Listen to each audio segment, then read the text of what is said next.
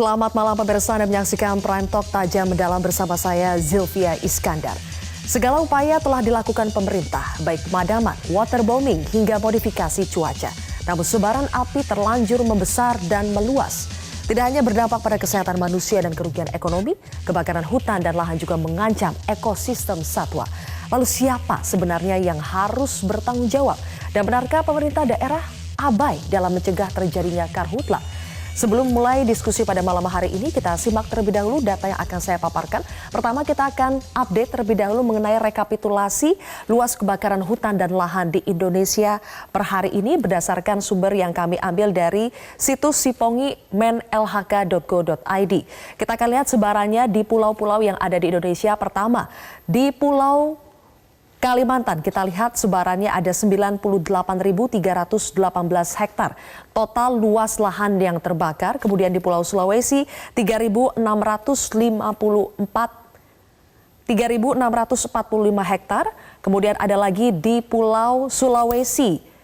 Di Pulau Sulawesi tadi sekitar 3.645 hektar, di Pulau Kalimantan 98.318 hektar, di Pulau Maluku dan Papua 9.430 hektar, dan di Pulau Jawa, Bali, Nusa Tenggara ada 132.495 hektar. Sehingga kalau ini di total, jumlah atau luas lahan dan hutan yang terbakar mencapai 328.722 hektar. Atau kalau berdasarkan data dari BNPB, luas lahan yang terbakar ini mencapai 328.724 hektar. Dan kalau Anda membayangkan sebetulnya 300.000 lebih hektar ini luasnya seperti apa?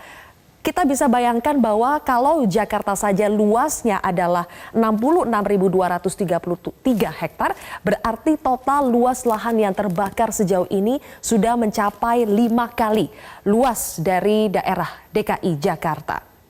Dari luas tersebut 27% diantaranya ini adalah lahan gambut, sementara sisanya adalah lahan mineral. Dan provinsi yang paling luas terdampak atau terbakar lahannya adalah Provinsi Riau dengan besarannya adalah lebih dari 40.000 hektar. Kemudian selanjutnya kita akan lihat berapa total titik panas atau hotspot di wilayah Sumatera dan Kalimantan. Ini sudah mencapai 2.583 titik panas. Sementara kalau data BNPB per 17 September menyebutkan ada 2.984 titik panas. Untuk memadamkan api sudah dikerahkan 9.072 personil dan juga sudah dikerahkan pesawat untuk membantu pemadaman, baik itu pesawat maupun helikopter untuk melakukan penyiraman maupun modifikasi cuaca, itu sudah sebanyak 52 unit. Selanjutnya kita akan lihat pemirsa bagaimana dampak kebakaran hutan dan lahan yang sudah terjadi selama beberapa bulan terakhir ini. Kita akan lihat pertama, ini tentu saja berdampak terutama pada kesehatan masyarakat yang berada di wilayah terdampak. Data dari BNPB menyebutkan per 16 September 2019 pukul 16 ada 144.219.000 orang yang terkena ISPA atau infeksi saluran pernafasan akut di wilayah Sumatera dan Kalimantan. Kemudian dampak lainnya tentu saja karena kualitas udara yang sangat buruk dan tidak sehat sehingga warga harus mengungsi ke tempat yang dirasa lebih baik kualitas udaranya. Kemudian sekolah dan kampus di aspek pendidikan ini juga sangat terdampak. Banyak sekali siswa-siswa yang terpaksa harus diliburkan karena kualitas udara yang sangat buruk dan juga jarak pandang yang begitu terbatas. Selain itu tentu saja kerugian ekonomi tidak bisa dihindari kalau data pada tahun 2015 ketika itu terjadi karhutla yang begitu luar biasa pada tahun 2015. Bank Dunia melakukan estimasi memperkirakan bahwa kerugian yang terjadi akibat adanya karhutla pada tahun 2015 itu sebesar 221 triliun rupiah. Kita memang belum tahu data untuk tahun 2019 berapa kerugian yang disebabkan oleh adanya karhutla ini. Nanti saya akan tanyakan kepada narasumber. Kemudian dampak lainnya yang bisa dilihat adalah bencana ekologis yang menimpa tanaman dan juga hewan.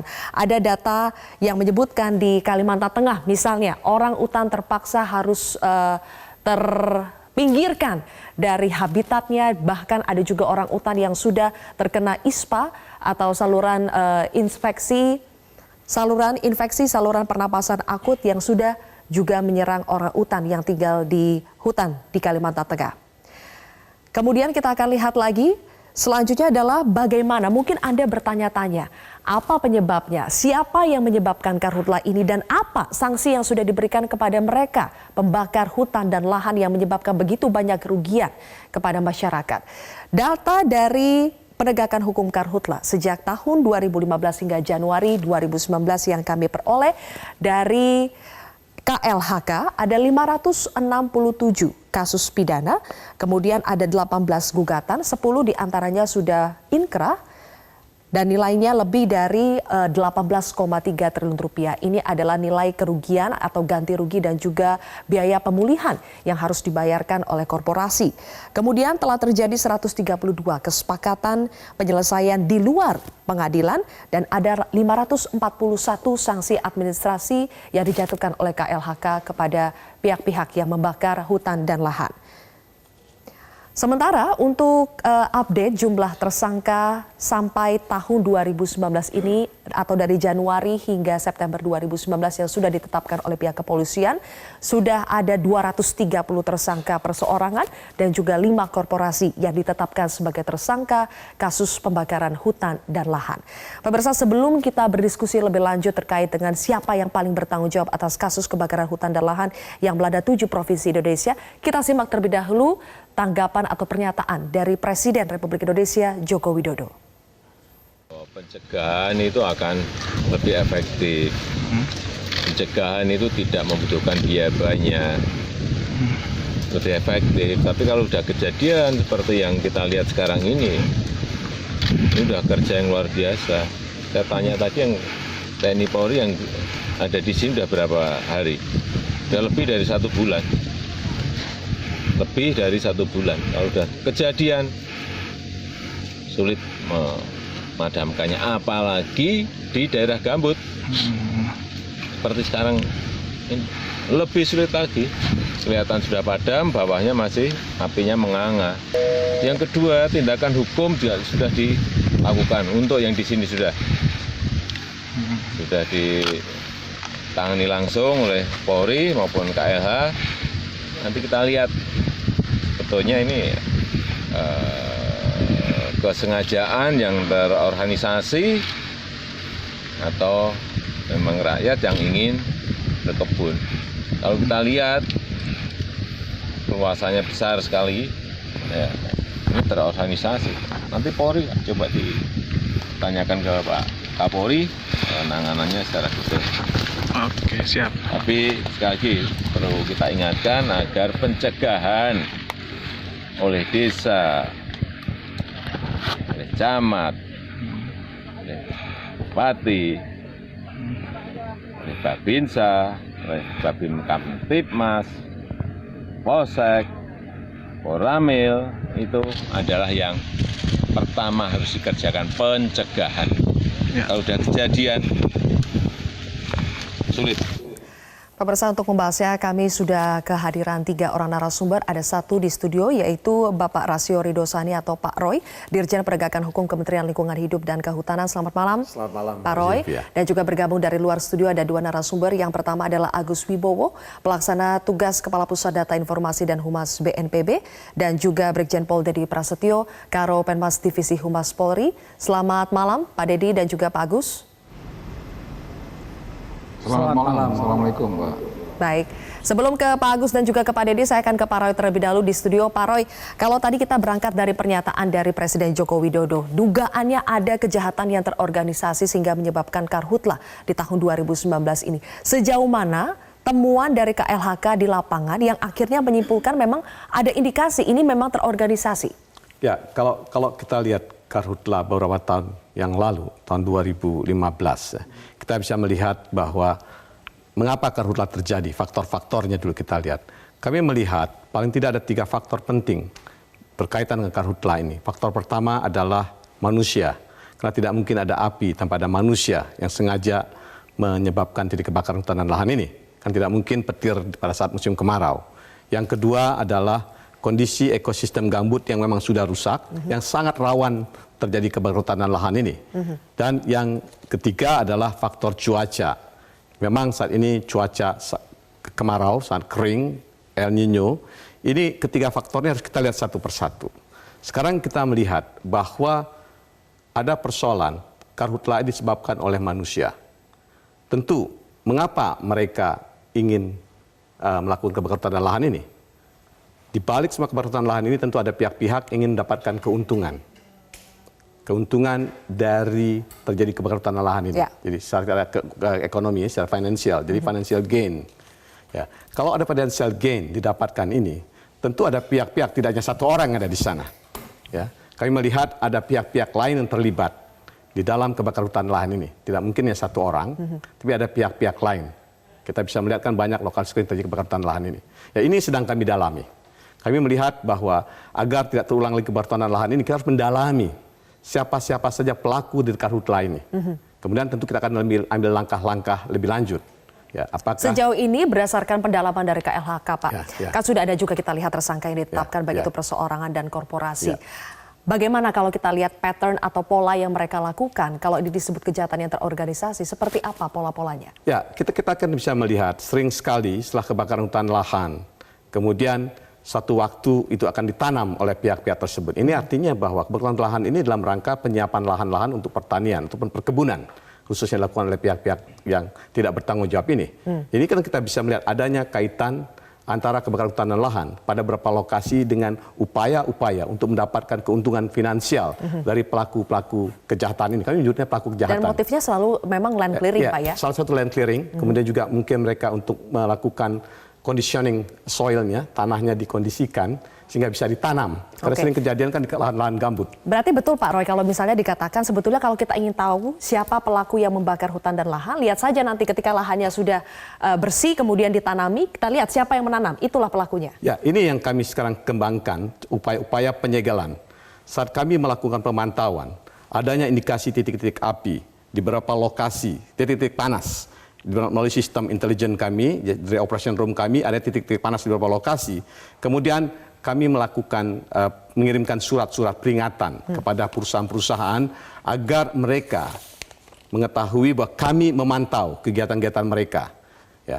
Namun setelah kami lihat jadi peningkatan titik panas ini, kami melakukan langkah-langkah langsung ke lapangan. Langsung kami pengecekan ke lapangan, kami tentukan titik panas menjadi titik api, ada kebakaran di lokasi tersebut, kami lakukan penyegelan. Langkah penyegelan ini adalah untuk memastikan siapa sebenarnya di balik kebakaran hutan dan lahan ini, dan juga sebagai salah satu langkah daripada kami untuk melakukan upaya penyelidikan, melakukan tingkat penyelidikan untuk penentuan tersangkanya. Sudah ada 43 lokasi yang disegel, Pak, ya, sejauh ini? 51. Sudah berkembang menjadi 51. 51. Nanti saya akan tanya Pak Roy, apakah memang penyegelan ini merupakan tindakan yang bisa memastikan bahwa tidak akan ada lagi aktivitas pembakaran yang dilakukan di lokasi itu? Dan nanti terkait dengan penegakan hukum yang lebih dalam saya akan gali lagi, tapi kita harus jeda lagi Pak Presa. Prime Talk akan kembali usai jeda. Kami lanjutkan kembali pemirsa. Sekarang saya ingin menyapa Pak Dedi Prasetyo, Karopenmas Divisi Humas Polri. Pak Dedi. Pak Dedi, tadi sebelumnya di program sebelum Prime Talk Anda menyatakan bahwa sekarang tersangka kasus karhutla ini sudah mencapai 230 orang perseorangan dan juga masih 5 korporasi. Yang ingin saya tanyakan Pak, kalau kita lihat dari datanya semakin hari ini jumlah tersangka semakin banyak yang ditetapkan. Tetapi berapa banyak Pak yang sudah betul-betul dijatuhi vonis, dijatuhi hukuman dan dipenjara? Ya, jadi begini Pak, untuk saya koreksi lagi untuk korporasi menjadi 6 Mbak. Jadi hari ini satu lagi ditetapkan tersangka korporasi di Kalimantan Tengah. Jadi untuk seluruh kasus semua yang ditangani oleh Polri ada 198 kasus. Dari 198 kasus yang sudah dilimpahkan tersangka dan barang buktinya ke Jaksa Penuntut Umum ada 22 kasus. Sedangkan sisanya masih dalam proses penyidikan. Kemudian 44 kasus juga sudah dilimpahkan berkas perkaranya ke JPU. Untuk nanti dikoreksi oleh JPU apabila dinyatakan sudah lengkap, maka akan segera dilimpahkan tahap 2. Artinya dari mulai Januari sampai sekarang, memang semuanya masih berproses. Yang 22 kasus inilah yang diharapkan untuk sudah maju sampai dengan ke persidangan. Kalau vonis sampai dengan ada kasus Pak yang bulan September dijatuhi ini vonis, belum ada tersangka yang dijatuhi vonis? Belum Mbak, karena sebagian besar pengungkapan kasus ini kan di 3 bulan terakhir ini, bahwa proses juga penyidikan terkait menyangkut masalah kebakaran hutan dan lahan, itu juga memerlukan keterangan ahli yang cukup komprehensif agar dalam menjerat pasalnya ya bisa lebih mengena dengan alat bukti yang diketemukan para penyidik di lapangan. Begitu, Mbak. Ada yang menilai bahwa penegakan hukum ini berjalan terlalu lamban, Pak. Sehingga meskipun tersangka ditetapkan, tapi karena belum ada vonis yang kita lihat dijalankan, maka belum menimbulkan efek jera. Apa tanggapan dari kepolisian?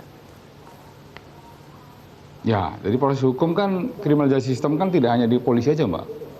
Ya, di polisi kan kita full untuk melakukan proses penyidikan. Kemudian penuntutan kan nanti di kejaksaan. Kemudian proses pengadilan nanti di pengadilan itu sendiri. Jadi semuanya berproses. Ya, namun demikian, ya tentunya Polri dalam hal ini bersama seluruh perangkat penegak hukum lainnya terus bersinergi, terus berkomunikasi untuk mempercepat proses ini. Dan kita selalu memiliki komitmen yang kuat, ya bahwa siapapun yang sudah ditetapkan sebagai tersangka, tentunya dengan fakta-fakta hukum yang sangat kuat, itu kasusnya lanjut, tidak ada yang di SP3, begitu Mbak. Oke, Pak Agus Karhutla ini kalau kita lihat terus berulang sehingga sulit untuk mengatakan bahwa kepala daerah dan juga penegak hukum telah bertindak serius untuk mengatasi atau menangani kasus Karhutla ini. Bahkan Kepala BNPB juga mengatakan bahwa pemerintah daerah ini tampaknya abai dalam mencegah dan juga menangani kasus Karhutla. Seperti apa Pak temuan atau indikasi yang Anda dapatkan di lapangan sehingga akhirnya BNPB menyimpulkan demikian? Oke, selamat malam Mbak Jilva. Jadi seperti betul yang dikatakan Kepala BNPB Pak Doni Monardo bahwa ada ini istilahnya apa ya, istilahnya itu semacam kurang partisipasi dari kepala daerah. Karena dari sini Pak Doni mengambil kesimpulan tersebut karena dari partisipasi di lapangan, terutama khususnya ya dalam hal ini kan kepala daerah itu adalah penanggung jawab utama dalam penanggulangan bencana, dan penanggulangan bencana itu menjadi urusan wajib dari kepala daerah atau daerah tersebut, baik di tingkat wali kota maupun di bupati maupun di gubernur, itu seperti itu. Jadi untuk penanggulangan bencana itu sebagai respon utama dari kepala daerahnya. Di samping itu Presiden juga menginstruksikan waktu kita mengadakan Rakornas di penanggulangan bencana di Surabaya, instruksi Presiden nomor 3 adalah jika terjadi bencana, kepala daerah otomatis menjadi komandan Satgas Penanggulangan Bencana. Dalam ini adalah khususnya dalam ini adalah Karhutla. Jadi sebagai komandan utama dari penanggulangan bencana itu adalah gubernur, kemudian bupati atau wali kota. Kemudian sebagai wakil Satgasnya ditunjuk dalam hal ini adalah Kapolda, kemudian Danrem atau Dandim kalau di kabupaten. Itu pertama seperti itu. Jadi, tetapi kenyataan di lapangan seperti apa Pak? Apakah kepala daerah ini betul-betul menjadi komandan Satgas atau hanya sekedar datang ke lokasi meninjau tetapi juga tidak terlalu berpartisipasi sebetulnya?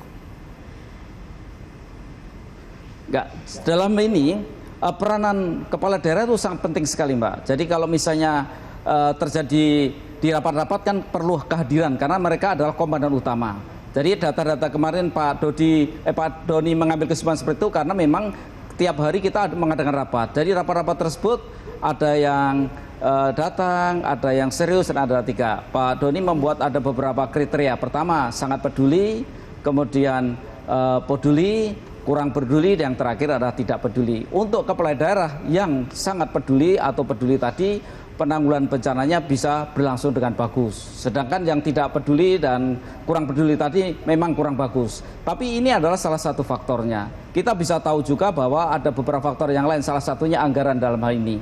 Dalam anggaran tadi memang anggaran di BPD itu cukup kecil sekali. Kalau Pak Topo tahun 2018 pernah menghitung, rata-rata anggaran adalah 0,001% dari APBD. Jadi memang kecil sekali. Sedangkan BNPB pernah meminta ke pemerintah untuk minimal anggaran daerah adalah 1% dari APBD. Nah, itu salah satu faktor juga selain kepemimpinan, anggaran juga mempengaruhi dari proses penanggulangan bencana ini. Baik. Pak Agus, sebelum saya bedah lebih jauh soal anggaran, kita akan simak terlebih dahulu. Ini ada pernyataan-pernyataan dari kepala daerah yang kami kumpulkan terkait dengan Karhutla. Menandatangani surat tanggap darurat, jadi pusat pun tidak perlu lagi mengatakan bahwa pemerintah daerah yang salah, tidak perlu lagi, pemerintah daerah tidak kerja, tidak perlu lagi. Yang sekarang itu bagaimana mengatasi persoalan memadamkan apinya, tidak perlu saling menyalahkan antara pemerintah pusat dan daerah. Saya selaku gubernur meminta kepada Pak Presiden, kapan perlu dikasih tanggung jawab kepada daerah untuk daerahnya provinsi, yang dikata provinsi diserahkan ke gubernur langsung berjenjang ke bupati. Tidak perlu ada BNPB apa semuanya, yang penting ada duitnya, ada anggarannya, masuk ke daerah langsung biar kita yang memadamkan. Kalau ada apa-apa kita siap dicopot, itu intinya. Nah, kalau dibilang kepala daerah tidak kurang respect, ya, kurang ini, yang kurang tuh di mana lagi gitu ya, pagi sore siang malam ini cuma ngurusin Karhutla aja ya. Apalagi gubernur itu ketika urusan perizinan perkebunan dan perizinan apa, yang beri izin penggunaan lahan kan bupati ya, kemudian kementerian ya, bukannya gubernur. Nah, sehingga harusnya yang harus diselesaikan korporasi ini, yang harus mereka selesaikan ini, pusat yang bisa menyelesaikan ini, nggak bisa ke daerah. Tidak perlu saling menyalahkan, kemudian pusat yang harusnya menyelesaikan. Nanti boleh dijawab Pak Agus dan juga Pak Roy serta Pak Dedi. Kami harus jeda lagi, pemirsa. Prime Talk akan kembali sesaat lagi. Kami lanjutkan kembali, pemirsa. Pak Roy, kalau tadi kita lihat pernyataan-pernyataannya, ini kan sekarang seolah-olah siapa sih yang salah, pusat atau daerah? Kalau daerah bilang jangan saling menyalahkan, pusat juga ikut andil. Tapi kalau pusat melihatnya seharusnya pemerintah daerah bisa lebih menjadi ujung tombak. Nah, kalau kita lihat dari penegakan hukumnya, Pak, peran kepala daerah itu seharusnya seperti apa sih? Ya, perlu saya jelaskan tadi bahwa salah satu penyebab di Karhutla ini karena perilaku manusianya. Untuk itu kita perlu rubah perilakunya, kita tingkatkan kepatuhannya. Ada beberapa instrumen sebenarnya untuk rubah perilaku ataupun kepatuhan ini. Kita bisa melakukan misal public awareness kepada masyarakat, kepada korporasi, dan juga melakukan penegakan hukum. Berbagai perangkat penegakan hukum yang bisa kita terapkan, tidak hanya pidana yang dilakukan oleh para penyidik, jaksa dan juga hakim, tapi juga penegakan hukum melalui sanksi administratif. Kita bisa melihat bagaimana peran bersama harus kita bangun dalam konteks penegakan hukum ini, yang melibatkan semua level pemerintahan.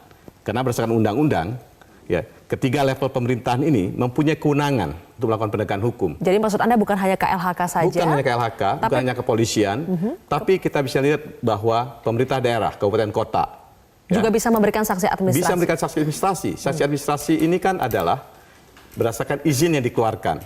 Siapa yang mengeluarkan izin itu berkewajiban untuk melakukan pengawasan terhadap izin tersebut. Ya. Kalau seandainya hasil pengawasan tersebut ditemukan ketidakpatuhan ya, korporasi berkaitan dengan upaya-upaya pengelolaan lingkungan hidup yang mereka lakukan, khususnya berkaitan dengan penanggulangan dan pencegahan dan penanggulangan Karhutla ini, ya, pemberi izin itu bisa memberikan sanksi, bisa sanksi paksaan pemerintah, perbaikan-perbaikan. Kalau seandainya perusahaan tersebut tidak memiliki cukup peralatan-peralatannya, mereka bisa memerintahkan dalam waktu sekian waktu, 1 bulan harus dipenuhi persyaratan tersebut. Atau kalau dilihat tidak ada keseriusan dia melakukan ini, terjadi kebakaran yang cukup meluas, mereka juga bisa cabut izinnya, ataupun bukan izinnya. Jadi ini yang kami sampaikan, bahwa persoalan ini harus kita lakukan bersama-sama. Kalau dilihat dari datanya, Pak, apakah itu dilakukan oleh pemerintah daerah dalam hal mengawasi, mengevaluasi izin? Kami belum melihat dilakukan secara efektif. Berkaitan pencegahan, khususnya melalui pengawasan dan sanksi administratif ini. Kemudian ada instrumen kedua, yaitu instrumen gugatan perdata, penyelesaian sengketa melalui pengadilan. Ya. Pihak pemerintah daerah juga punya kewenangan berdasarkan Undang-Undang Lingkungan Hidup. KLH melakukan kewenangan lingkungan hidup, termasuk juga penegakan hukum pidana. Karena juga banyak PPNS dari pemerintah daerah memiliki penyidik pegawai negeri sipil. Mereka memiliki itu. Dan sekarang ingin kami sampaikan, ini bukan saling menyalahkan. Bagaimana kita bersama-sama saling bersinergi, menggunakan semua kewenangan yang kita miliki untuk memastikan bahwa tindakan-tindakan hukum, upaya-upaya pencegahan dilakukan bersama-sama ini mempunyai efek. Ya, kalau hanya dilakukan oleh pusat, efeknya tidak begitu besar. Tapi kalau dilakukan oleh semua ya struktur pemerintahan, level pemerintahan, kita berkolaborasi, kita lakukan multi layer kolaborasi. Berarti selama ini sinerginya kurang kah, Pak? Ya, ini perlu kita dorong bersama-sama. Ya, kami melihat momentum ini kebakaran hutan lahan ini kita jadikan momentum untuk memperkuat sistem-sistem yang ada. Kita sudah punya sistem ya, kita sudah bangun sistem cukup lama, namun ternyata sistem ini harus terus kita optimalkan. Baik. Jadi kami mengajak ya seluruh level pemerintahan yang mempunyai kewenangan ya berkaitan dengan penegakan hukum dan pencegahan karhutla ini, mari kita sama-sama. Ya, kalau seandainya bupati, wali kota sebagai pemberi izin ataupun gubernur ataupun menteri ya dalam kementerian, kita berikan penegakan hukum, kita berikan sanksi kepada para pelaku ini, kami meyakini akan punya perubahan. Adakah contohnya Pak perusahaan yang sudah dicabut izinnya? Ya. Oleh Kementerian Lingkungan Hidup Kehutanan, pada kebakaran tahun 2015, karena kami mengedepankan sanksi administrasi, kami mencabut 3 izin perusahaan. 3 korporasi? Ya, 3 izin korporasi dari 63 perusahaan kami kasih sanksi. Jadi kami berikan 63 perusahaan kami sanksi administratif, kemudian 3 yang kami cabut izinnya. Ini ada efek.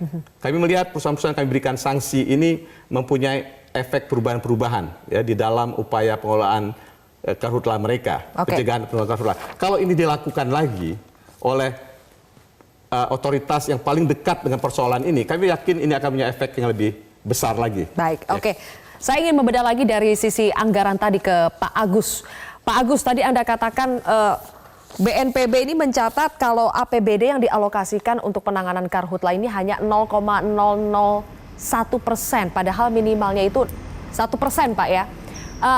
Kalau yang Anda lihat ini, ya, betul, ya.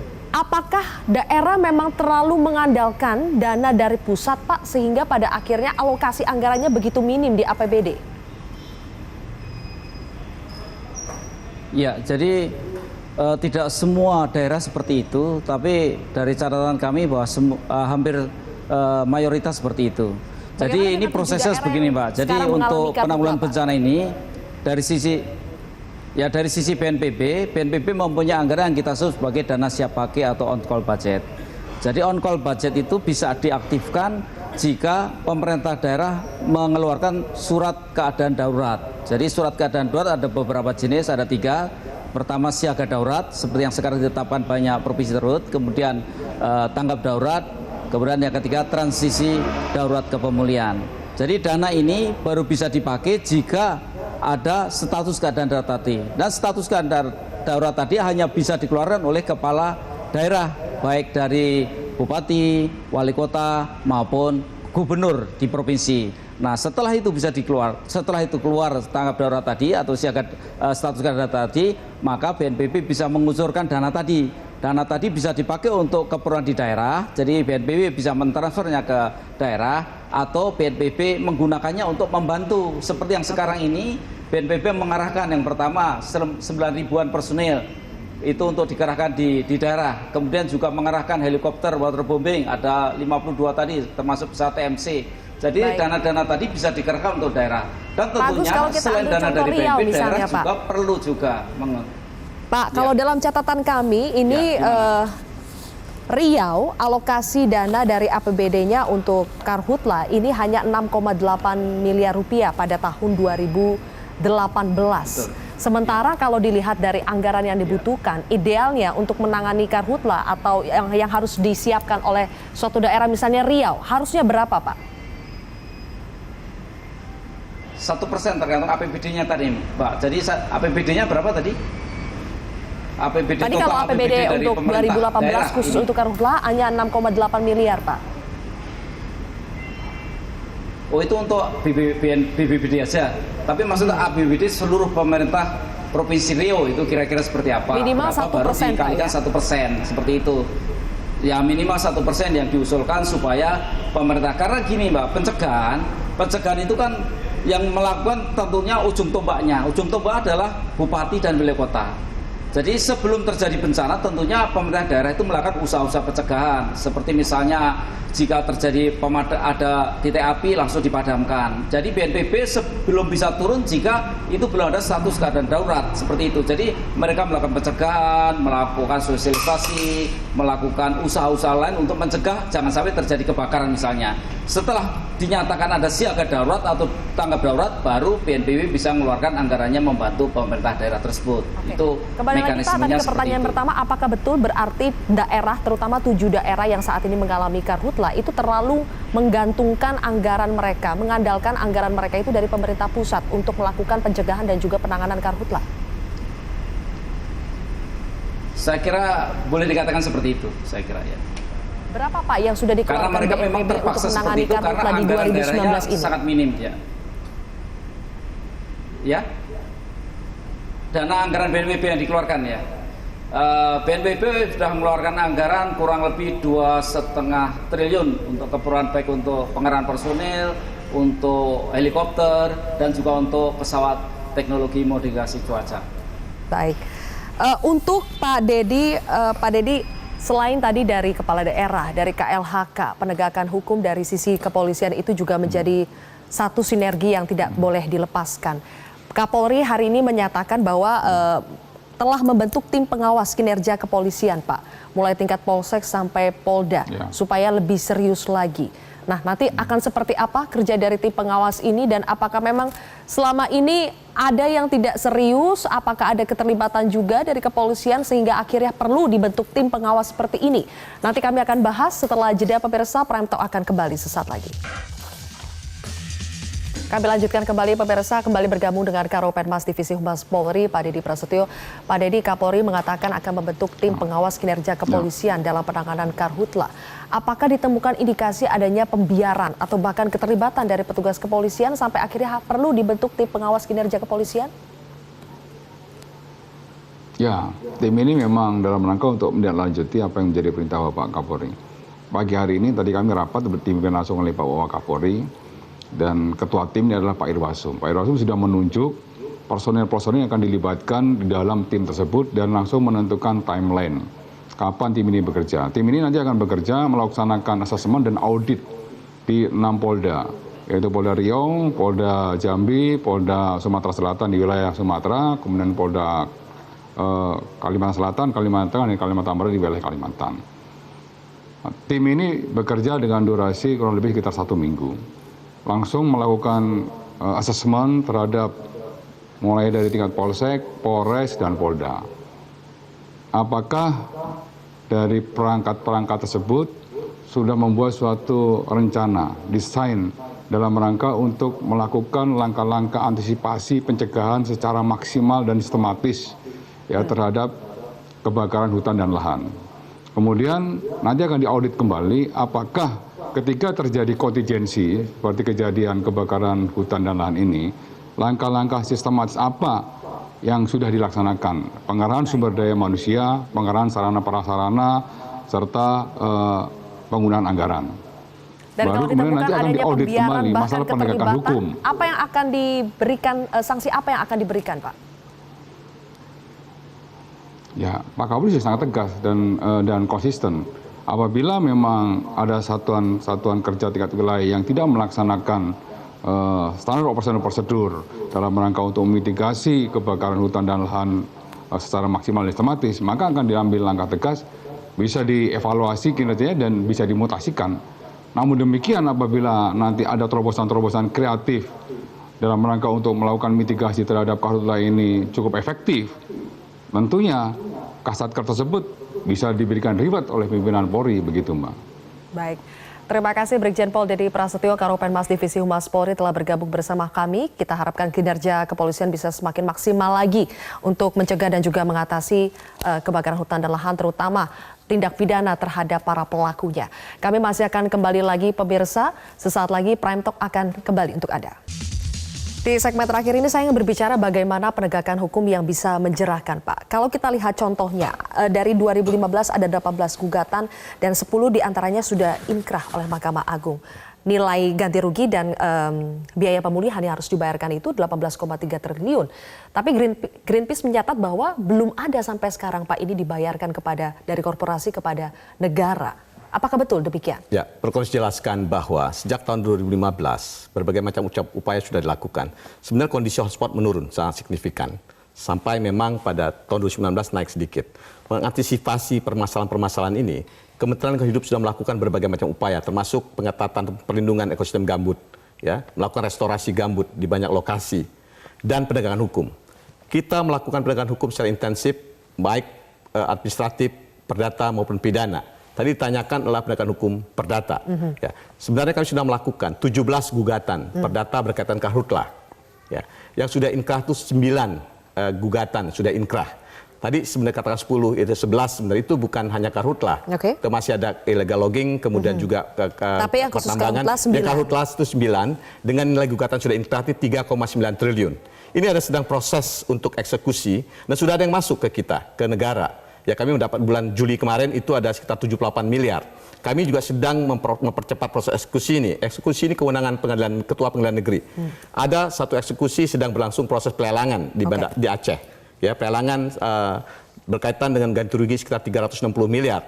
Kami juga sudah mengajukan ke pengadilan, beberapa pengadilan, ketua pengadilan negeri untuk segera mengeksekusi. Ada yang 480 miliar, bahkan ada yang 1,1 triliun 70 miliar. Langkah-langkah ini dilakukan. Mengingat baru pertama kali kita melakukan proses gugatan sangat besar ini, tentu kita membutuhkan upaya-upaya yang lebih intensif lagi, karena kita belum punya pengalaman sebelumnya. Harus dipercepat lagi Pak ya? Tapi biar ada bukti konkret bahwa memang betul-betul itu sudah dilaksanakan. Ya, sudah dilaksanakan, memang masih banyak harus kita tingkatkan. Jadi ini yang penting, komitmen pemerintah jelas, kita akan lakukan penegakan hukum secara tegas agar ada efek jerak. Baik, terakhir kepada Pak Agus, Pak, dari BNPB melihatnya bagaimana apa yang harus diperbaiki dari sinergi yang selama ini sudah terjalin antara KLHK, BNPB, pemerintah daerah supaya penanganan karhutlah ini bisa secepat mungkin, Pak? Ya. Jadi untuk ini kita perlu meningkatkan sinergi tadi, saya setuju, dan kita tidak perlu saling menyalahkan seperti yang Bapak Kepala Daerah tadi sampaikan juga. Jadi ini waktunya kurang 1,5 bulan lagi, kita harus masih bekerja kurang lebih 1-1,5 bulan lagi sampai musim hujan datang. Jadi untuk itu kita perlu mensinergikan seluruh kemampuan kita, baik dari pusat maupun daerah. Kita mengharapkan kepala daerah itu turun ke lapangan dengan mengarahkan juga, mengajak juga dari gubernurnya, bupatinya, wali kota, camat, kepala desa, lurah, sampai RT RW juga. Kita juga menghimbau kepada masyarakat, terutama ini kan banyak sekali yang terdampak. Bagaimana caranya kita masyarakat ini tidak saling menyalahkan, tapi bagaimana kita membantunya mereka bisa merendahkan dampak-dampak asap ini. Salah satunya misalnya seperti yang kita lakukan, banyak dilakukan di lapangan adalah bagaimana yang rumah-rumah atau penduduk yang punya rumah AC tadi dipakai untuk misalnya menolong tetangga-tangganya, bisa masuk ke dalam rumahnya, atau dengan banyak instansi yang membangun rumah singgah itu tadi ada AC-nya. Semua pihak tidak boleh berpangku tangan, semua pihak harus berpartisipasi, Pak ya. Terima kasih PLH Kepala Pusat Data Informasi dan Humas BNPB Pak Agus Wibowo telah bergabung bersama kami. Pak Roy juga terima kasih sudah bergabung bersama kami. Dan pemirsa, demikianlah akhir dari perbincangan pada malam hari ini. Saya Zilvia Iskandar pamit undur diri, sampai jumpa.